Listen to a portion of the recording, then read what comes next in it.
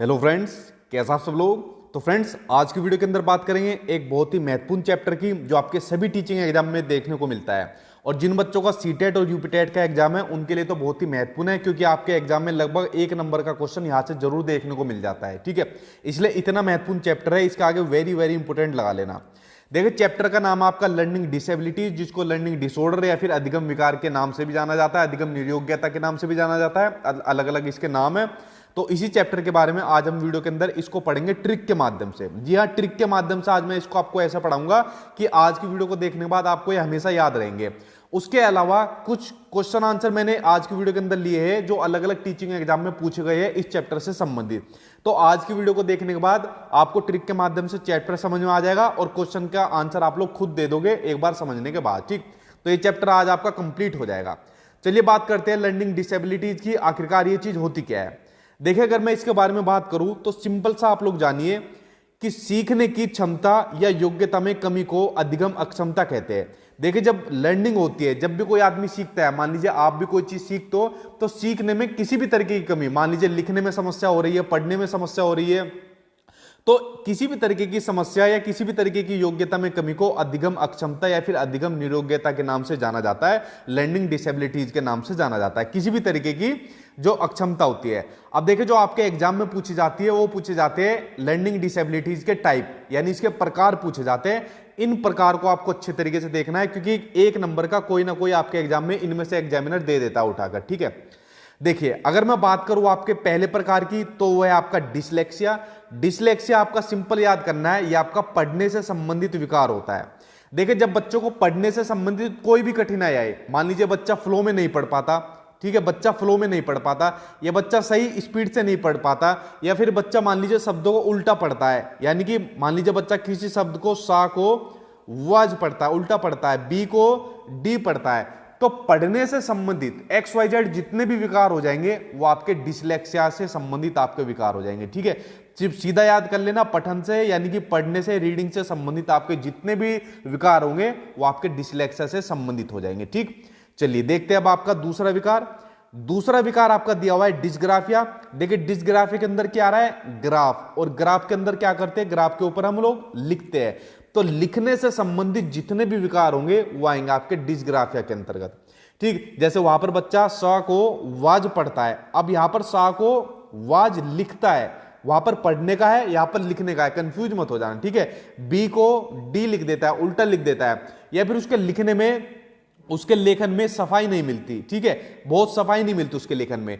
लिखने से संबंधित जितने भी विकार हो जाएंगे वो आपके डिस्ग्राफिया आ जाएंगे। और सिंपल सी ट्रिक है इसके अंदर, डिस्ग्राफिया के अंदर ग्राफ आ रहा है और ग्राफ के अंदर क्या होता है, ग्राफ के ऊपर लिखा जाता है। ठीक, तो दूसरा विकार आपका हो गया। अगला देखते हैं तीसरा विकार।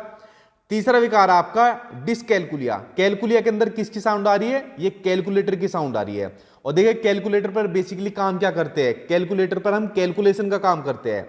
तो गणितीय गणना से संबंधित जितने भी विकार होंगे, यानी मैथमेटिक्स से संबंधित जितने भी विकार होंगे वो आपके डिसकैलकुलिया के अंतर्गत आएंगे। ठीक, जैसा मान लीजिए कोई बच्चा नंबर्स में किसी को दिक्कत होती है, किसी को न्यूमेरिकल में दिक्कत होती है, किसी को कंसेप्ट में दिक्कत होती है, थ्योरम में दिक्कत होती है, तो जितने भी तरीके के गणित से संबंधित विकार होंगे, कैलकुलेशन से संबंधित विकार होंगे, वो सभी विकार आपके डिसकैलकुलिया के अंतर्गत आएंगे। ठीक, और डिसकैलकुलिया के अंतर्गत कैलकुलिया की आपकी कैलकुलेटर की साउंड आ रही है, सिंपल समझ जाना, कैलकुलेटर मतलब कैलकुलेशन करना। ठीक, ये आपकी तीसरी ट्रिक हो गई। उसके अलावा अगला विकार आपका डिस्मोर्फिया। अब देखिए, डिस्मोर्फिया के अंतर्गत क्या होता है, डिस्मोर्फिया के अंदर आ रहा है आपका मोर। ठीक, डिस्मोर्फिया के अंदर आ रहा है आपका मोर। अब डिस्मोर्फिया के अंदर क्या होती है, भ्रम वाली स्थिति हो जाती है। भ्रम वाली स्थिति क्या हो जाती है, जो बॉडी की जो शेप होती है उसमें बच्चा अंतर नहीं कर पाता। वो कैसे, मान लीजिए बच्चे ने एक तरफ मोर देखा, एक तरफ मुर्गा देखा, अब बच्चों को क्या लगा, यार दोनों दिखने में तो एक जैसे ही लग रहे हैं, यानी जो उनकी बॉडी की जो शेप है उसमें वो अंतर नहीं कर पा रहा, भ्रम की स्थिति में, कंफ्यूजन की स्थिति में है कि इनमें मोर कौन सा है और इनमें मुर्गा कौन सा है। ठीक, तो इस तरीके से जो आपकी बॉडी शेप की भ्रम वाली स्थिति होती है वो होती है आपकी डिस्मोर्फिया। और डिस्मोर्फिया के अंदर मोर आ रहा है तो मोर और मुर्गा समझ जाना आप लोग, इनके अंदर बच्चा कंफ्यूज हो जाता है, भ्रम की स्थिति में हो जाता है। अगर मैं अगले विकार की बात करूं तो अगला विकार आपका डिस्फेजिया। डिस्फेजिया होता है आपका बोलने से संबंधित विकार, या फिर आपका भाषा से संबंधित जो विकार होता है वो होता है आपका डिस्फेजिया। अब देखिए, डिस्फेजिया के अंदर क्या साउंड आ रही है, डिस्फेजिया यानी फंसने की साउंड आ रही है, यानी जब बोलते टाइम आदमी फंस जाता है, अपने विचारों को व्यक्त नहीं कर पाता, अपनी भाषा को व्यक्त नहीं कर पाता। जैसे फॉर एग्जांपल ये बच्चे अपने पापा से बात करना चाहती है फोन पर, लेकिन अपने विचारों को कह नहीं पाते कि पापा आज ये बात हुई, आज ये काम हुआ, मैं ये वो जितनी भी एक्सवाई चीज है। तो बोलने से संबंधित या फिर भाषा से संबंधित जितने भी विकार होंगे वो आपके डिस्फेजिया के अंतर्गत आ जाएंगे। और डिस्फेजिया के अंदर आ रहा है फंस, यानी बोलते टाइम जो आदमी फंस गया या कोई भी फंस गया तो समझ जाना आपका डिस्फेजिया हो जाएगा। ठीक है, अपनी भाषा में ही फंस गया, जो सही से व्यक्त नहीं कर पा रहा अपने विचारों को। अगर मैं अगले विकार की बात करूं तो अगला विकार है आपका डिस्प्रेक्सिया। तो डिस्प्रेक्सिया होता है आपका शारीरिक कौशल से संबंधित जो विकार होता है। ठीक है, देखिए जब आदमी अपने मसल्स का सही तरीके से यूज नहीं कर पाता तो वो आपका डिस्प्रेक्सिया के अंतर्गत आएगा। वो कैसे? मान लीजिए ये वाली बॉल इस बच्चे की तरफ है कि इसको पकड़ने के लिए, तो बच्चे के हाथ की मूवमेंट कैसी होनी चाहिए थी, मसल्स कैसे होनी चाहिए, इसको पकड़ने वाली होनी चाहिए थी। बच्चे ने कर रखे उल्टे। ठीक है, आपको एक एग्जांपल दे रहा हूं मैं आपको। तो यहां पर क्या काम हो रहा है, बच्चा अपने मसल्स का सही तरीके से यूज नहीं कर पा रहा।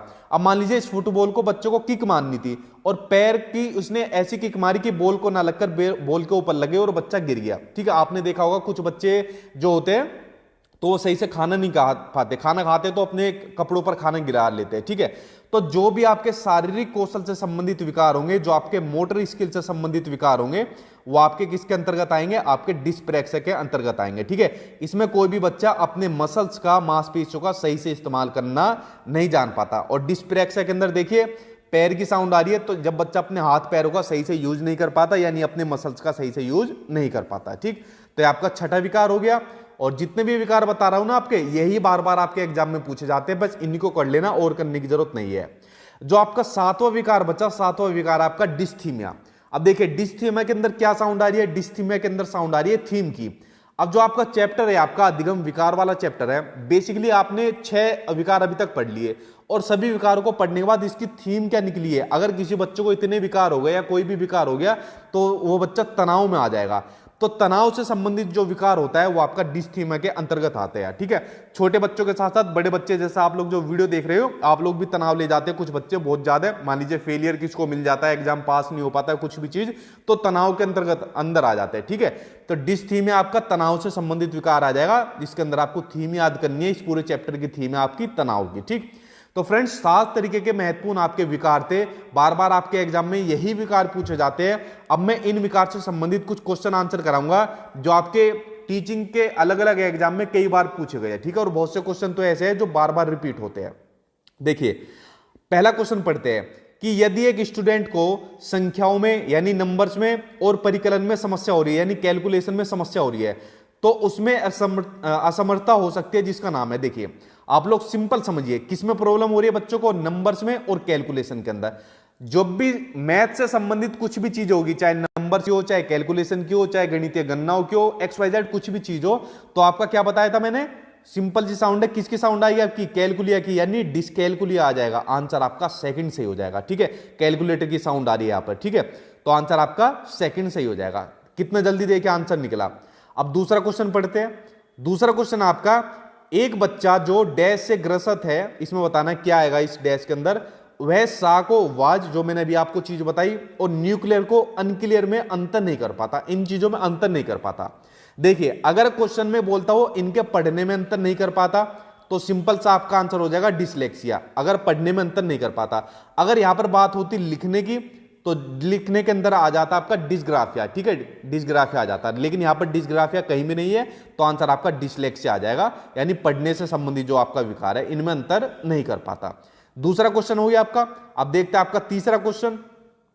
तीसरा क्वेश्चन आपका गतिक कौशल। ठीक है, मोटर स्किल्स की बात हो रही है, जो आपके शारीरिक कौशल से संबंधित जो विकार मैंने आपको बताया था, मोटर स्किल्स का बताया था, जिसमें बच्चा अपने मसल्स का यूज सही से नहीं कर पाता, वो कौन सा हो जाता है, तो वो हो जाएगा आपका डिस्प्रेक्सिया, यानी अपने हाथ पैर का सही इस्तेमाल नहीं कर पाता, जो चीज ट्रिक मैंने आपको बताई थी।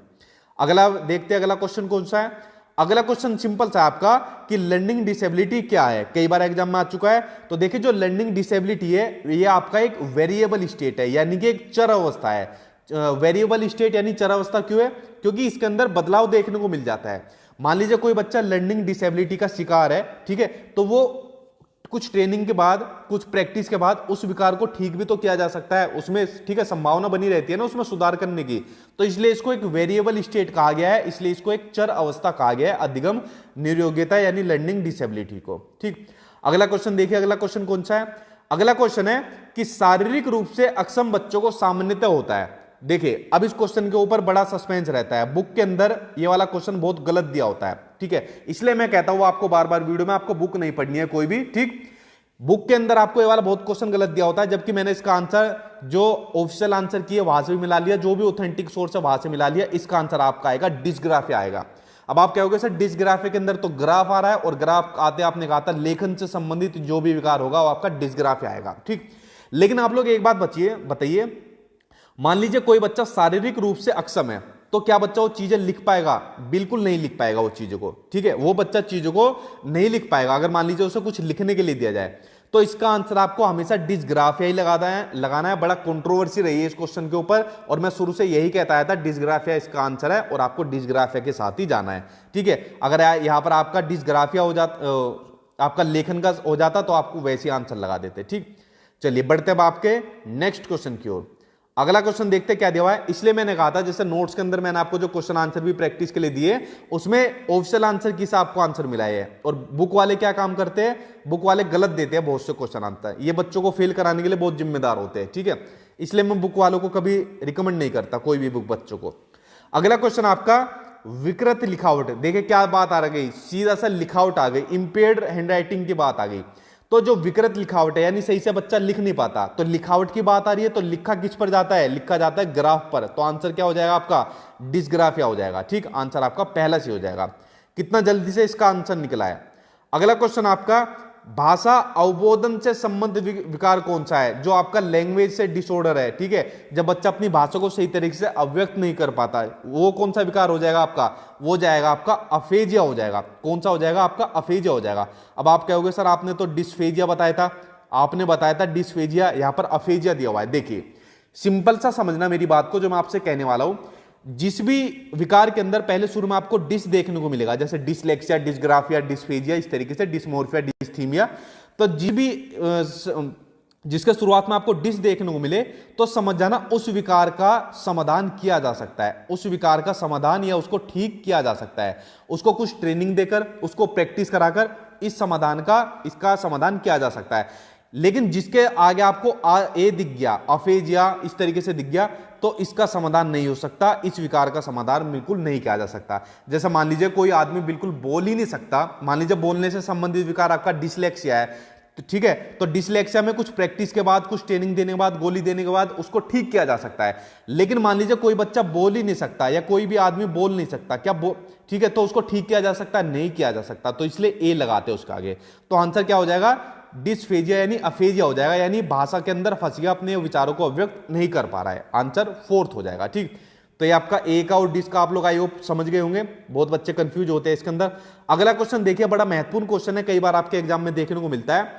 क्वेश्चन आपसे पूछा है कि निम्नलिखित में से कौन सा विकासात्मक विकार, यानी कि यहां पर बात हो रही है डेवलपमेंटल डिसऑर्डर की बात हो रही है, विकासात्मक विकार का उदाहरण नहीं है। ठीक है, उदाहरण नहीं है, वो आपको बताना है। देखिए पहला होता है आपका ओटिज्म, आत्मविमोह। इसमें पता है क्या बच्चा क्या काम करता है? इसमें बच्चा खुद से ही ज्यादा बात करता है, वो दूसरों से ज्यादा इंटरेक्ट नहीं करता, चुपचाप रहता है, अपनी मस्ती में रहता है। ठीक है, ज्यादा दूसरों से बात ही नहीं करेगा, ना किसी के सामने अपने विचारों को ज्यादा अव्यक्त कर पाएगा।